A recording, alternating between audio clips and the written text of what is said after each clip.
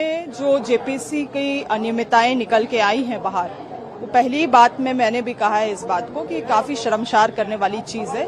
मगर माननीय मुख्यमंत्री हेमंत सोरेन जी और हमारी गठबंधन की सरकार पूरा हिम्मत करके अपने ही शासन में अपने संस्थाओं के ऊपर पूरे निष्पक्षता से जांच करा रही। लगातार जो जांच का केस बिल्डअप हो रहा है, आप लोगों ने देखा है अभी तक 19 लोगों की गिरफ्तारी हुई है और आगे भी बहुत ऐसे प्रमुख लोग होंगे जो घेराव में आएंगे। इस पूरे जांच की प्रक्रिया में हम लोगों का विश्वास और जनता का भी विश्वास इसलिए मजबूत हो रहा है। कल माननीय मुख्यमंत्री जी ने यह भी कहा है कि अगर जांच की अगर ये जो आग है वो हमारे घर तक भी आती है तो अधिकारियों को हमारे घर तक जांचने में भी मुकरना नहीं चाहिए।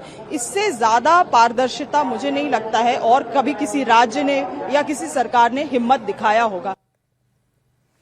झारखंड के नेता प्रतिपक्ष बाबूलाल मरांडी ने हेमंत सोरेन सरकार के खिलाफ अटैक किया। बाबूलाल मरांडी ने कहा कि जांच में करप्ट अधिकारी को लगाया गया। सोरेन सरकार में बड़े पदों पर करप्ट अधिकारियों को ही जिम्मेदारी दी गई। ऐसे में सरकार की जांच पर कोई भरोसा करे तो कैसे करे। बाबूलाल मरांडी ने कहा कि अदालत की निगरानी में नौकरी चोरी मामले की जांच होनी चाहिए।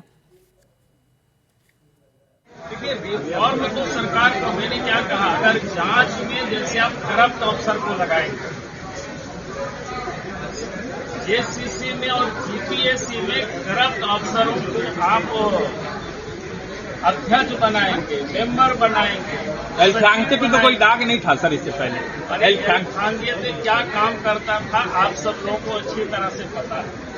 सचिवालय में वो कैसे रहते थे मुझे बताने की कोई जरूरत नहीं। और इसीलिए जब ऐसे भ्रष्ट लोगों को बैठाएंगे यही होगा। और इसीलिए मैंने कहा कि वहां जितनी भी महत्वपूर्ण पदों।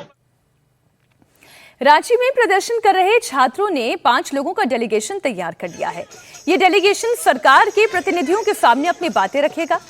छात्रों ने यह भी कहा है कि मुख्यमंत्री हेमंत सोरेन के साथ कोई भी बातचीत मीडिया की मौजूदगी में ही होनी चाहिए, बंद दरवाजों के पीछे नहीं होनी चाहिए।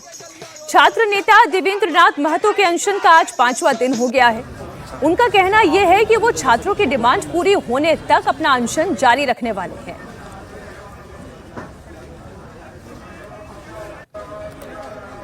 रांची में छात्र जो लगातार प्रदर्शन कर रहे हैं, आज सरकार के साथ एक वार्ता हो सकती है।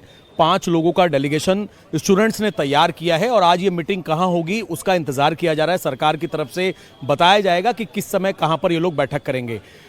इसी तरीके से देवेंद्र नाथ महतो जो हैं, जो कि स्टूडेंट्स लीडर भी हैं, पिछले कई दिनों से न केवल प्रदर्शन कर रहे हैं बल्कि भूख हड़ताल पर हैं और लगातार स्टूडेंट्स की बात जो है वो उठा रहे हैं। देवेंद्र जी, आप कई दिनों से भूख हड़ताल पर हैं और हम आपको लगातार देख रहे हैं कि आप यहाँ पर बैठे हुए हैं छात्रों के मांगों को लेकर। आज एक बैठक हो सकती है सरकार के साथ, क्या लग रहा है कि आज बातचीत बन जाएगी और क्या क्या मांगे होंगी जिसके बाद ही ये आंदोलन खत्म होगा? जी, आज अनिश्चितकालीन भूख हड़ताल का 5वें दिन है और सत्याग्रह का 13वें दिन, और ये तब तक जारी रहेगा जब तक हम लोग का ये सारी संपूर्ण मांगें पूरी नहीं की जाएगी।